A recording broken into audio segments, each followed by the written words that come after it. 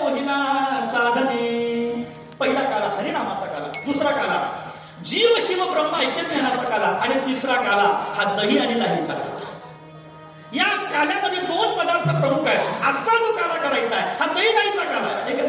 या घागरीमध्ये प्रसाद आहे.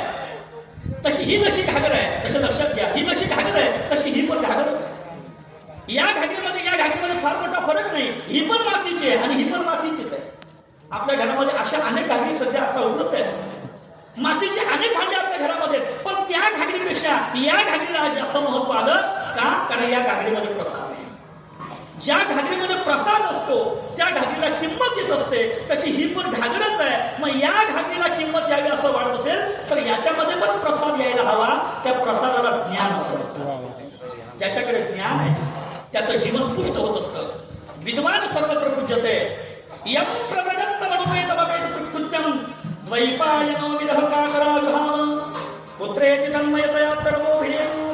भगवान शुकदेव राजा परीक्षितीला भागवत सांगतात आणि भागवत सांगण्याचा हा अधिकार त्यांना मिळाला त्यांच्या ज्ञानामुळे.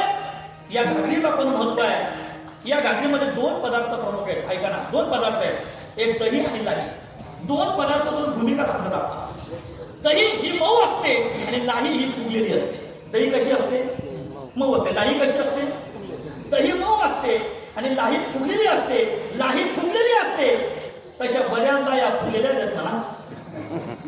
लाही फुगलेली असते पण जेव्हा फुगलेली लाही ही दहीमध्ये एकत्र येते तेव्हा तिचा फुगीरपणा कमी होतो आणि ती मऊ होते की नाही.